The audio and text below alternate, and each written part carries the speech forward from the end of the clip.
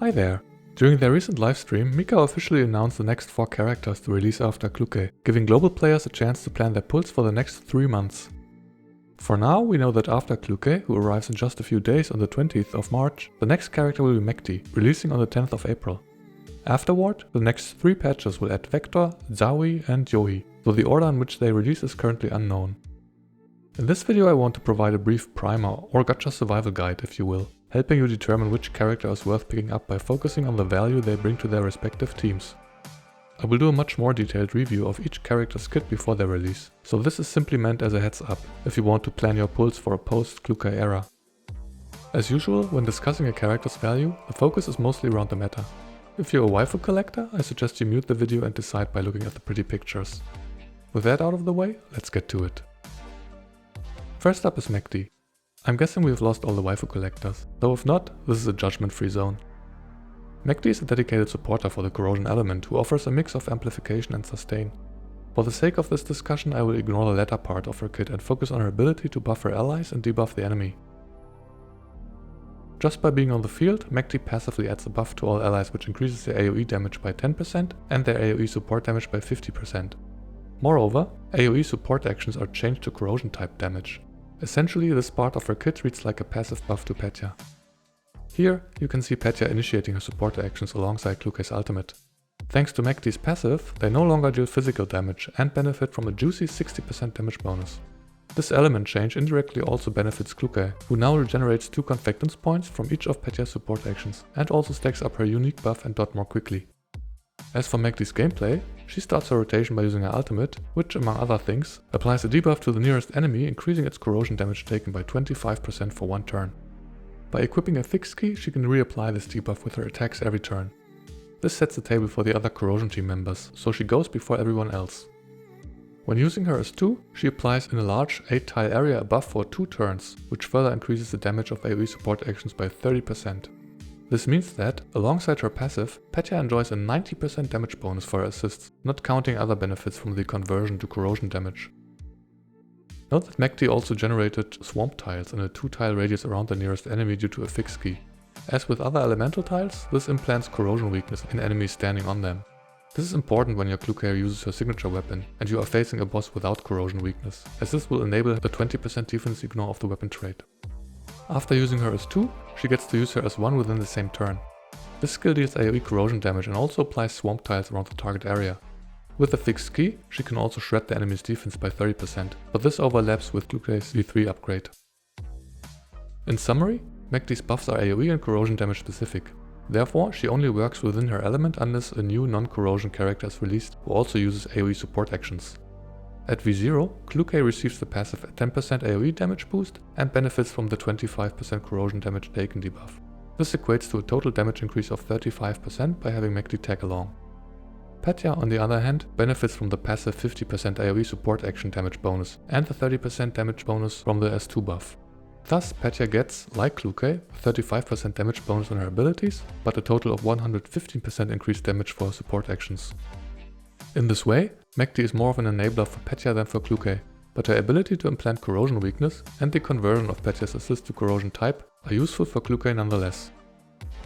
Mechty's dupes mostly add defensive bonuses, so she is completely fine at V0, making her somewhat of an anomaly among supporters who typically want their V1 upgrade.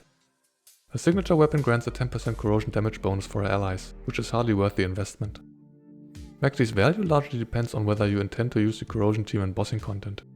If you go for a V3 or higher Klukai, Mechty will be a strong addition to your account at minimal investment. If your Klukai is V0 and you are mainly using her for map clearing, she can run the show solo without any help. In that case, it largely depends on whether you can borrow a duped Klukai for Gunsmoke, as the full corrosion squad mainly sees play in boss battles. Mechty has not received her mod key yet, so things may change in the future, but for now, only pull Mechty if you have or are borrowing a highly duped Klukai for bossing.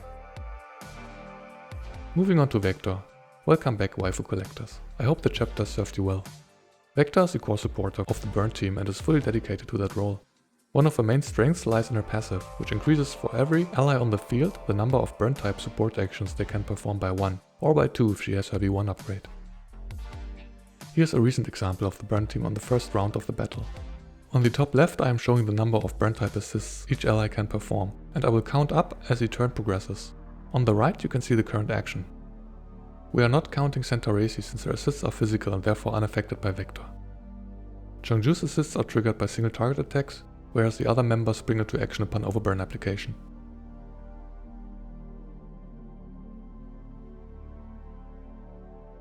As you can see, Chiwa would normally be out of assist with the second attack already.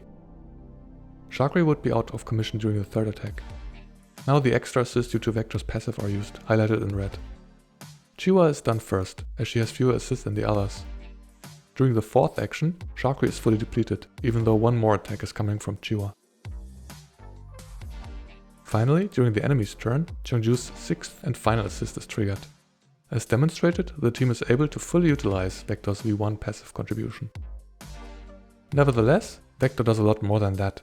She can create lava tiles with her ultimate and S2, which implants fire weakness in the enemy, and increases the burn damage they receive by 20% after ending their turn. Her ultimate grants everyone on the team a buff for 2 turns, which boosts burn damage by 10% and adds 20% fixed damage to all burn type attacks.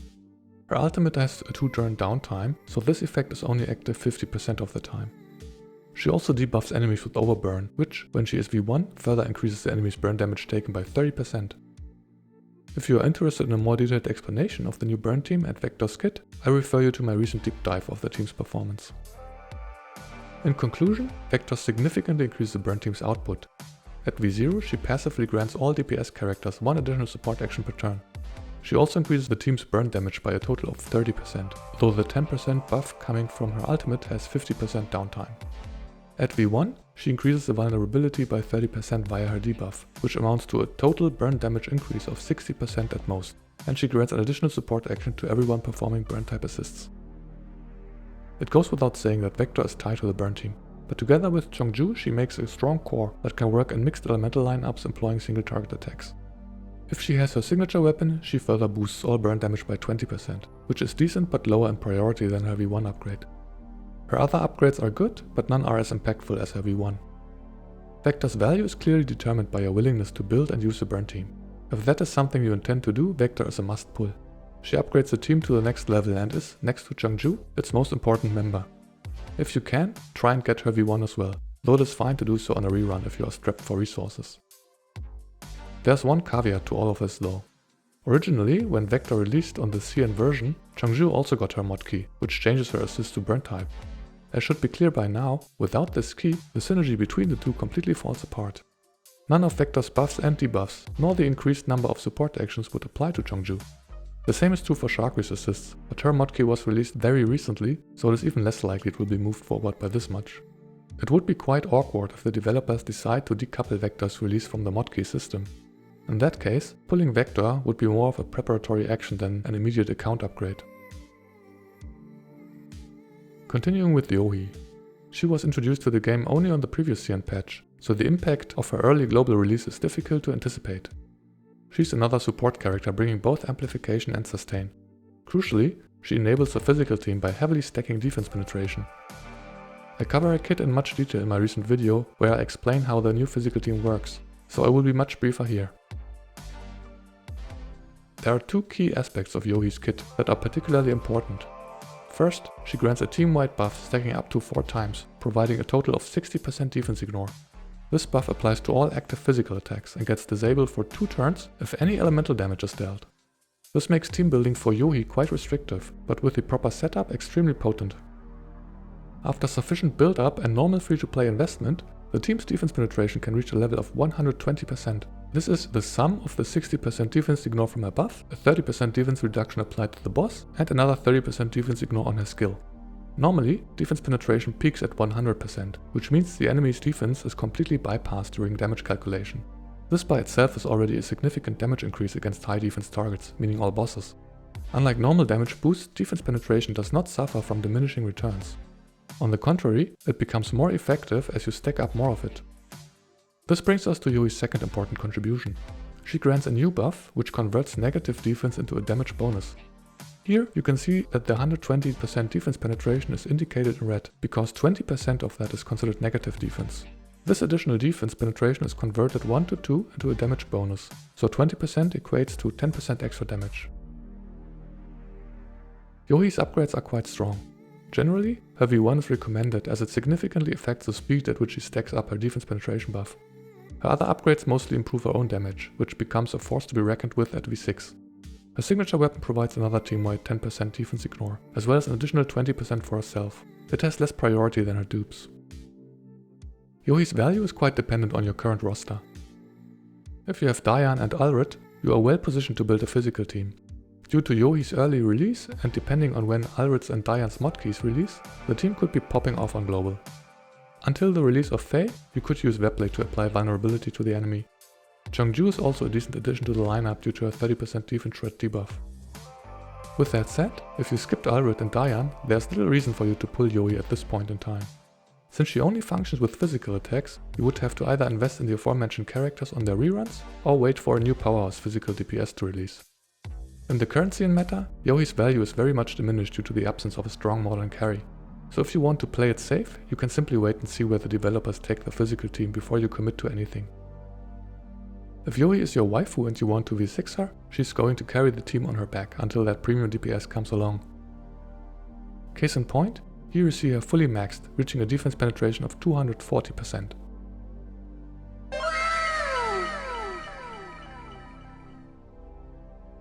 Finally, there's Zhaohui. She's a Hydro Vanguard character who had no impact whatsoever on the meta at the time of her release. Her own damage requires high investment to become competitive, and her kit offers little utility before her mod key. With her mod key, she passively adds a juicy 45% Hydro damage vulnerability to stability broken targets. Given that the Hydro element is in a bad state until Springfield's arrival, there's no real point in pulling Zhaohui now. If you are really interested in fielding a mono Hydro lineup, you could get her eventually on one of her reruns. The good news is that even though her own damage is underwhelming at V0, her mod key does its magic without any additional upgrades. Running a mono Hydro lineup is more of a labor of love, as teams that mix elements such as Corrosion and Hydro see more success. Unless they happen to release her together with her mod key, and you are determined to run the mono Hydro passion project eventually, she's the safest skip of these upcoming characters. In summary, each character's worth is largely determined by the teams you want to build. If you have access to a V6 Klukai, Mechty can be a useful addition for the Corrosion team. Petya in particular will be very happy to have her. She's completely fine at V0, not requiring any further investment. Vector is an amazing support for the burn lineup, and is non-negotiable if you wish to build a team. That said, her synergy with the other members hinges upon the release of their mod keys, so if these get delayed, the team would be dysfunctional at this point in time. Let us hope the developers do not make this mistake, and at the very least add Chongju's key within the same patch. If you can, try to fish for Vector's V1 upgrade, though if you are low on pulse, it is fine to pick it up on a rerun. Yoohee is a savior of the physical damage typing. If your roster includes characters like Ulrich and or Diane, she will be a great addition to your account. Given her early global arrival, the physical team might become quite meta for a while. At high investment, she becomes a powerful damage dealer in her own right, though she strictly needs to be used alongside physical attackers. If you want to build the physical team no matter what, you could go for her V1 at the very least, so that her ramp up time gets reduced significantly. If you do not have the aforementioned characters yet or want to wait for the release of the next physical DPS, there is no rush in obtaining Yoohee. Zhaohui does not do much for the Hydro team until the release of her mod key. Since the Hydro element is benched until the arrival of Springfield, you might as well wait for a rerun and conserve your pulse until then. With that said, let me know who among these upcoming characters you are most excited for, if any. If you are determined to throw all your savings at Klukai's wheels, there's no rush really. Characters in this game get frequent reruns, so you will always have another chance to diversify your roster. In any case, thank you so much for watching. See you next time.